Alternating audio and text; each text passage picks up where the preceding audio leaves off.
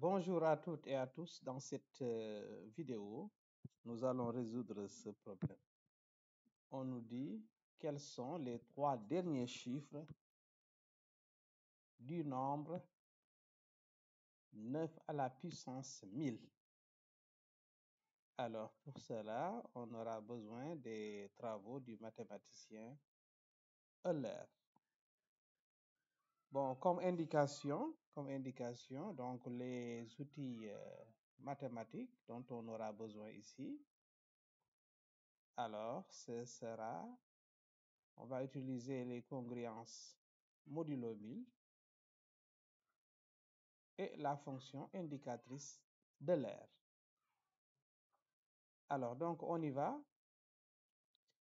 D'abord, on va travailler dans Z sur 1000Z.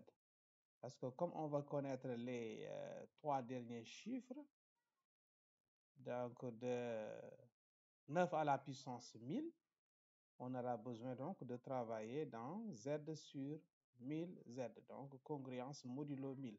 Si on avait besoin des deux derniers chiffres, on aurait travaillé sur Z sur 100Z. Le dernier chiffre, Z sur 10Z, etc.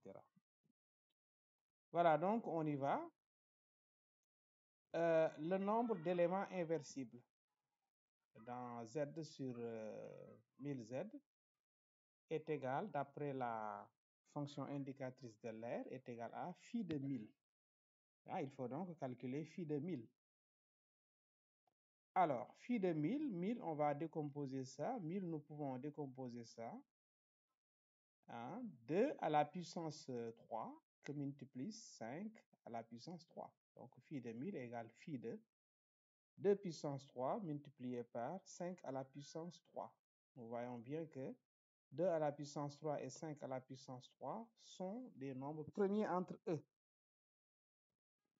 Ainsi donc, d'après la fonction indicatrice de l'air, c'est le produit des phi. Donc, c'est phi de 2 à la puissance 3 que multiplie phi de 5 à la puissance 3.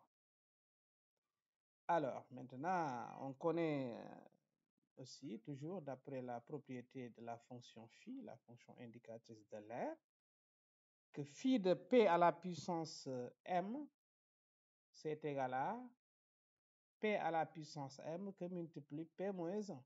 Donc, ceci va donner p à la puissance donc n moins 1 que multiplie p de 1, que multiplie p moins 1.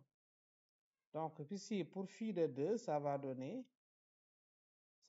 donc 2 à la puissance 3 moins 1 que multiplie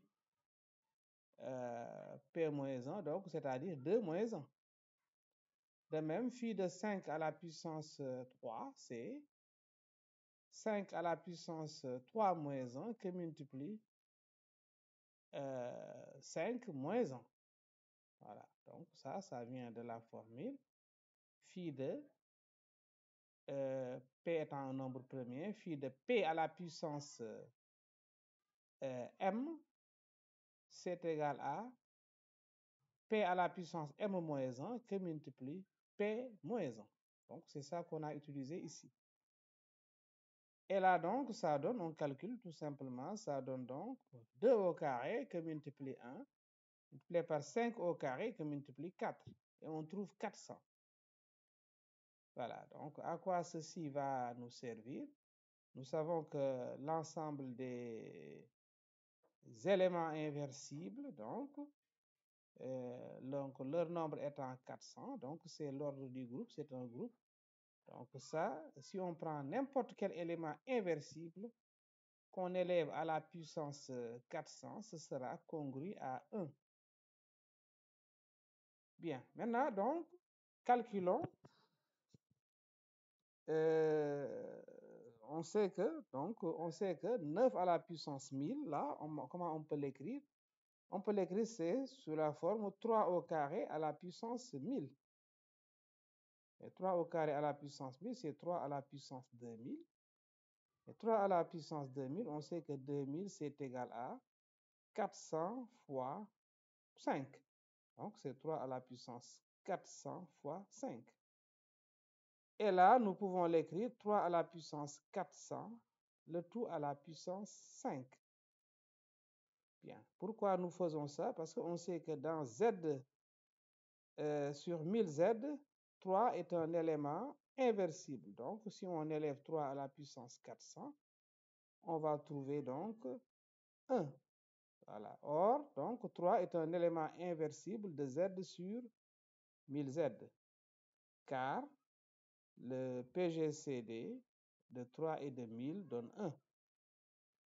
Ainsi donc, 3 à la puissance 400 est congru à 1 modulo 1000. Ainsi donc, 9 à la puissance 1000 est congru à 3 à la puissance 400, le tout à la puissance 5 modulo 1000. Or, 3 à la puissance 400 à la puissance 5 est congru à, donc 3 à la puissance 400 étant congru à 1, donc ça c'est congru à 1 à la puissance 5 modulo 1000. Donc, 3 à la puissance 400, le tout à la puissance 5 est congru à 1 modulo 1000. Par conséquent, 9 à la puissance 1000 est congru à 1 modulo 1000. Alors, ainsi donc, ce qui nous permet donc de répondre, n'est-ce pas?